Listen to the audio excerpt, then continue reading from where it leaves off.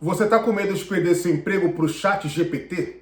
Catadores de laranja perderam emprego para maquinários. Assessoristas perderam emprego para um botão.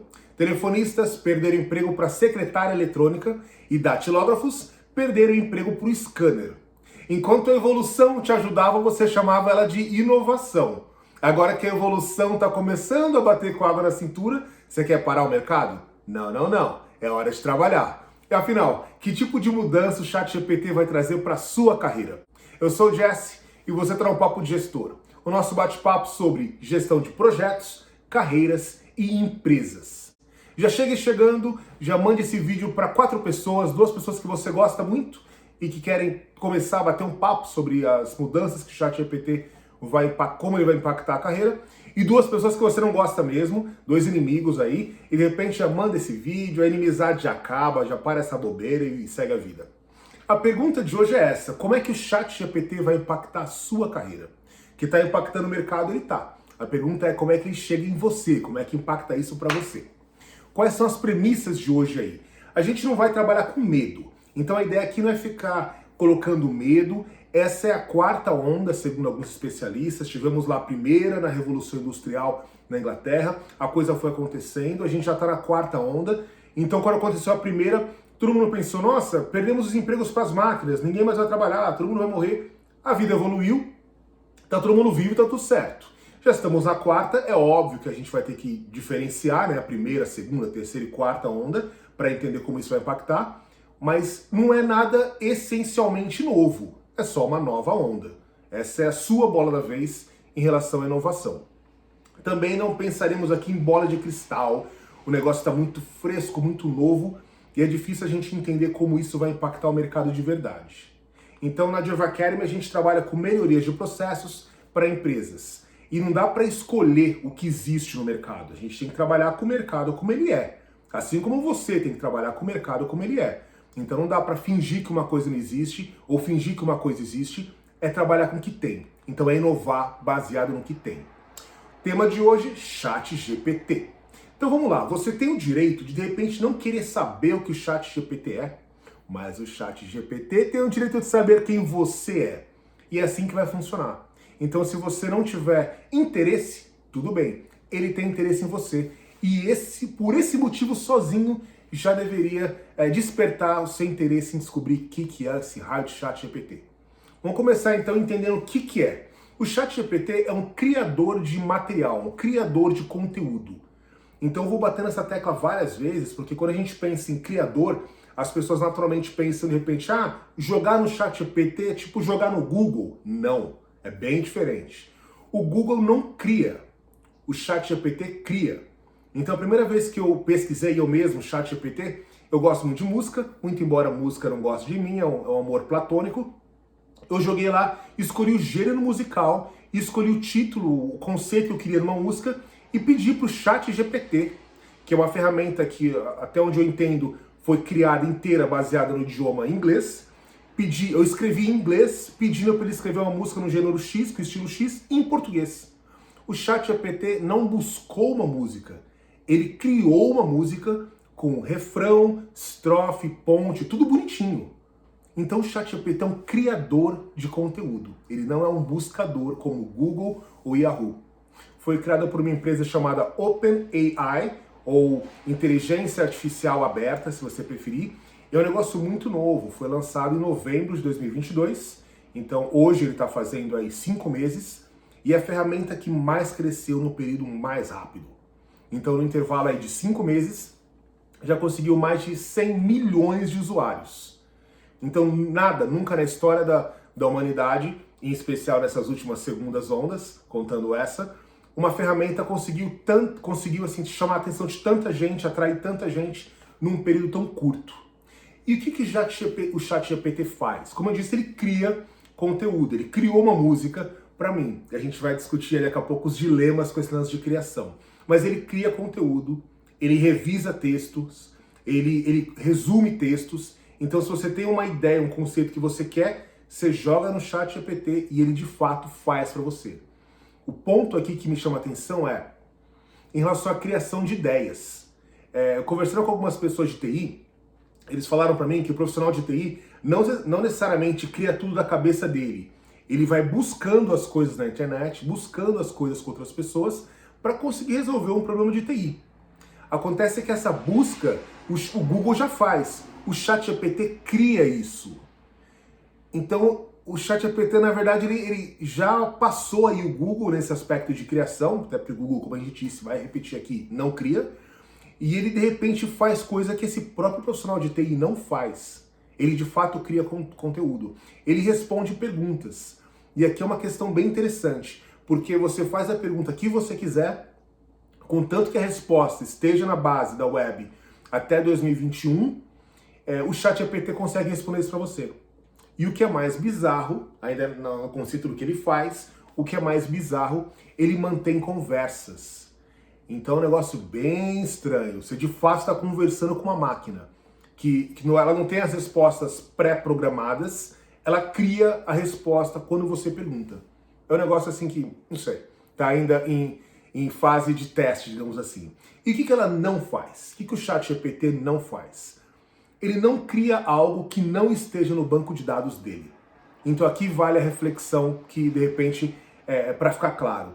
Ele tem uma base de dados que subiram toda a base de dados até 2021. Então tudo que foi criado e colocado na internet, é importante frisar isso, criado e colocado na internet até 2021, o ChatGPT tem. Então tudo que está lá, ele responde baseado com isso. Acontece que a gente tem alguns dilemas aqui. Por exemplo, você que está me ouvindo, você existe, de fato.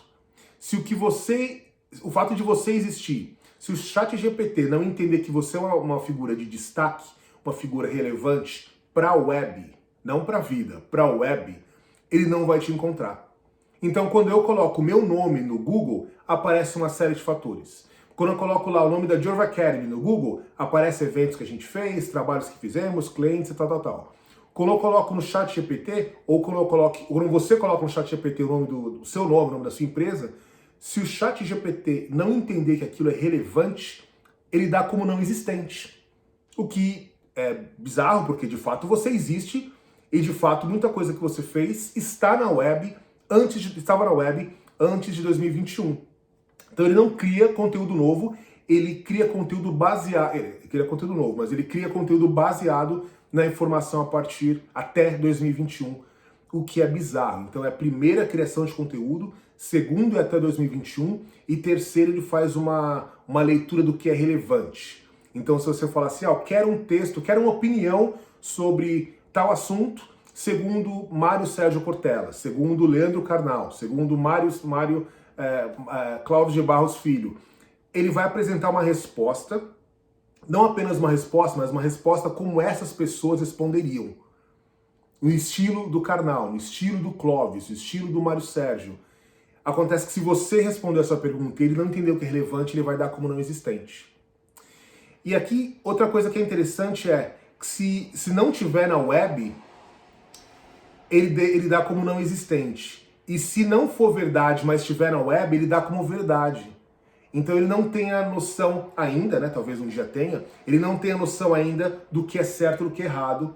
Ele trabalha com base em estatística. Então é um negócio bem interessante. Mas vamos para os dilemas. Quais são os dilemas que o ChatGPT apresenta? Minha formação acadêmica é em Direito.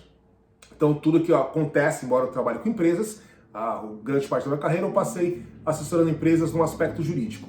Então quando você pensa no ChatGPT, se você pede para ele fazer um contrato jurídico, um contrato de fato, de verdade mesmo. Você pede lá um contrato X, ele prepara para você o contrato. Acontece que ele coloca para você o contrato, alguns dilemas aqui, e ele coloca um contrato padrão. Se uma cláusula específica deveria estar naquele contrato e você não pediu, ou o ChatGPT não tem essa resposta, ele vai te dar aquele contrato como perfeito. Então imagina uma pessoa que não tem conhecimento jurídico e escreve lá contrato sobre isso, isso e aquilo. O ChatGPT dá aquele formulário, daquele contrato feito, a pessoa vai apresentar aquele contrato para outra parte, eles vão assinar um contrato que de fato foi criado e foi feito entre os dois, e é lei entre as partes. Acontece que aquele contrato não tem todas as cláusulas que deveria ter. Então assim, são dilemas que a gente começa a pensar. Se você pensa, por exemplo, uma pessoa que não tem dinheiro para poder pagar um advogado, A resposta mais adequada seria encaminhar essa pessoa por um negócio chamado PAJ, que são aqueles advogados pagos pelo Estado. Então o problema jurídico surgiu. Aí você fala, o que eu faço agora? Uma pessoa que tem o mínimo conceito de certo e errado no aspecto jurídico, a gente fala, contrata um advogado. Você fala, mas não tem dinheiro para contratar um advogado. Essa pessoa vai falar, então procure um advogado do Estado. Acontece que se você coloca no ChatGPT e tem esse problema, ele vai tentar te ajudar, ao invés de te mandar para um especialista. Então a resposta tecnicamente está certa, mas não é a melhor das respostas. Outro dilema aqui que eu vejo, a gente está em 2023. Você entra na faculdade agora em 2023. Se você fizer um curso de 5 anos, você sairia da faculdade em 2028. O que hoje existe e que ainda assim será relevante em 2028? São questionamentos que a gente não tem ainda. Em relação a outro dilema, a base do ChatGPT é com base em estatística. E mais uma vez, estatística não tem certo e errado para um computador. Ele tem a base de dados dele e o que tiver lá, ele vai ser usado. Um outro problema, outro dilema aqui com o ChatGPT. Se você faz uma pergunta, hoje, por exemplo, eu moro no Canadá. Se eu faço uma pergunta e não sou específico e a base daquelas estatísticas, ele tem como os Estados Unidos, ele vai me dar uma resposta que se aplica à minha pergunta, porém no território errado. Então a pergunta foi feita, a resposta foi dada, eu acredito no ChatGPT, porque ele já me ajudou antes, acontece que a resposta que ele dá não se aplica aonde eu tô. Então outro problema, ele seleciona artigos, ele cria artigos, mais uma vez que ele cria artigos, esses artigos passam a existir. E aí ele pode começar a responder coisas com base em artigos que o próprio ChatGPT criou. Então você faz uma pergunta, o ChatGPT coleciona essas informações na web, cria uma resposta, essa resposta passa a existir e essa resposta passa a fazer base da própria base de dados do próprio ChatGPT e para ele passa a ser verdade. Bom, as informações que estão no ChatGPT são todas informações até 2021. Então tudo que é 2021 para cá não está no ChatGPT. Contudo, se você perguntar para o ChatGPT qual é a opinião que as pessoas têm sobre ele mesmo, o ChatGPT, que foi criado, ou pelo menos lançado depois de 2021, ou seja, a base não está na web, ele tem a resposta. Então, como que ele tem a resposta de um negócio que foi lançado depois de 2021, mas a base de dados dele acaba em 2021? Então tem esse dilema que não está muito claro. Se você pergunta, por exemplo, qual a opinião do Gengis Khan sobre o ChatGPT, ele vai conseguir te responder que o Gengis Khan é uma figura que não é contemporânea ao ChatGPT. Então ele já tem informação de que Gengis Khan é uma pessoa, ele tem informação de que Gengis Khan já morreu, e tem informação de que Gengis Khan não é contemporâneo ao ChatGPT. Agora, mais uma vez, ChatGPT foi criado depois de 2021, ou lançado depois de 2021. Então como que ele consegue uma informação tão específica? Então são dilemas que a gente não tem a resposta ainda, mas a gente tem que começar a questionar. Porque o próprio ChatGPT não questiona. Então, se você fizer uma pergunta e ele entender aquela pergunta e encontrar a resposta para ela, ele vai te dar como verdade. Eu estou há 4 meses, nesse momento que eu gravo o vídeo, eu estou há 4 meses da conclusão do meu curso de mestrado. Semana passada, nessa faculdade em que eu estou, a faculdade mandou pra gente um e-mail sobre ChatGPT, explicando exatamente que eles não condenam o uso do ChatGPT, acontece que eles condenam a aplicação do ChatGPT. Ou seja, a faculdade não se importa em você usar o ChatGPT para aprendizado, mas ela se importa em você tentar usar o ChatGPT para produção de conteúdo. Então, alunos dessa faculdade onde eu estou hoje, se você apresentar um produto, um conteúdo, um texto, um artigo que foi criado pelo ChatGPT, é considerado plágio, porque de fato não foi você que escreveu. Mas, mais uma vez, outros dilemas. No começo eu te expliquei aqui que eu pedi uma música e dei o tema da música e dei o ritmo que eu queria da música. O ChatGPT criou. Agora, quem é o de fato autor? A quem pertence os direitos autorais dessa música? Porque eu dei a ideia e ele criou. Nós somos coautores. Se agora eu quiser cantar essa música, eu tenho que pagar parte dos direitos, eu tenho que dividir os direitos autorais com a empresa que criou o ChatGPT? Se essa empresa agora começar a usar essa música que eu criei como base de dados para outros autores, para outros cantores, eu teria direito a isso? Agora é um coautor eterno? A gente não tem resposta ainda. Porque, mais uma vez, o Google identifica e o ChatGPT cria. Então são ferramentas completamente distintas. Você pergunta então sobre profissões em risco. Quais seriam as profissões em risco? A gente não sabe ainda, mas o que a gente sabe, por exemplo, não sabe a resposta exata ainda. Mas o que a gente já pode identificar, por exemplo, é que pesquisadores, aquelas pessoas que não simplesmente, aquelas pessoas que produzem conteúdo, há um questionamento ali, porque se ela produz conteúdo, existe uma necessidade de pagar essas pessoas pelo trabalho delas. E o ChatGPT consegue fazer isso de uma forma muito mais rápida e de graça, por que pesquisadores? Mas ela não substitui as pessoas que vão aplicar, por exemplo, aquele conteúdo. Professores, algumas pessoas aprendem simplesmente melhor. No meu caso, eu aprendo muito ouvindo. Então, uma pessoa aprende bem ouvindo, outra pessoa aprende bem lendo. Então, para esse grupo de pessoas que aprende bem lendo, o ChatGPT, teoricamente, substituiria um professor, mas não substitui um tutor, aquelas pessoas que precisam de gente do lado para conseguir fazer esse tipo de coisa. Então, não tem uma resposta muito clara em relação às profissões que já vão ser banidas em razão do chat, já são eliminadas em razão do ChatGPT e outras não. Uma, por exemplo, que é bem fácil de explicar, ou fácil de imaginar, o menino de TI. Toda empresa tem um menino, ou pelo menos tinha, um menino de TI. Deu um problema no computador de alguém, chama lá um menino de TI. Esse menino de TI vinha e, magicamente, pra gente que não é de TI, resolvia o problema. Acontece que esse problema já pode ser resolvido pelo ChatGPT. Então o menino de TI talvez tenha perdido o emprego dele. Agora, a pessoa que trabalha com crise na área de tecnologia, certamente não. Então, existe ainda esse dilema, existem esses problemas, as profissões que a gente não sabe ainda como serão afetadas, mas também existe o humor. No final de semana passada, eu conversando com uma pessoa que está agora entrando para a faculdade de Direito, essa pessoa, que daqui a 5 anos será possivelmente um advogado, ele usa o ChatGPT, a ferramenta que hoje o ajuda é a mesma ferramenta que daqui a 5 anos pode fazer que a profissão que ele escolheu seja completamente irrelevante. Então é muito difícil entender como isso vai funcionar. O que a gente sabe surgiram maquinários que antigamente acabaram com a profissão de alguns catadores de laranja.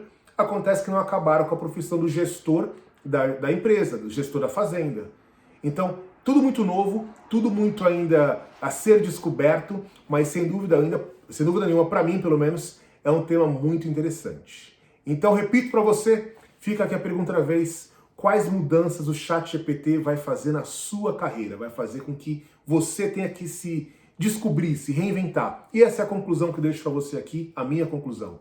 O ChatGPT não vai mudar o mercado, ele somente vai exigir que você se reinvente. Então, se você não se reinventar, sim, a sua carreira vai acabar. Se você não se envolver, sim, a sua carreira será eliminada. Então fica aqui o convite, não espere, reinvente-se. Use o ChatGPT como outras pessoas usaram maquinários, como outras pessoas usaram botões, como outras pessoas usaram secretárias eletrônicas, como outras pessoas usaram scanner. Reinvente-se, envolve-se e cresça. A ideia da carreira é essa, você aprender, crescer e não fazer a mesma coisa o resto da vida. Bacana? Esse foi o nosso papo de gestor de hoje. Espero que você tenha aproveitado, espero que você tenha gostado. E mais uma vez, se gostou, mande aí para 4 pessoas, 2 que você gosta, 2 que você não gosta, e segue a vida e para com esse negócio de briga aí, tá bom? Essa informação é importantíssima, é a nova onda, é a 4ª onda da inovação, e você não tem, ainda que queira, não tem como ficar de fora. Faz sentido para você? Então vai lá e faça, como se sua vida dependesse disso, porque na verdade depende mesmo. Forte abraço!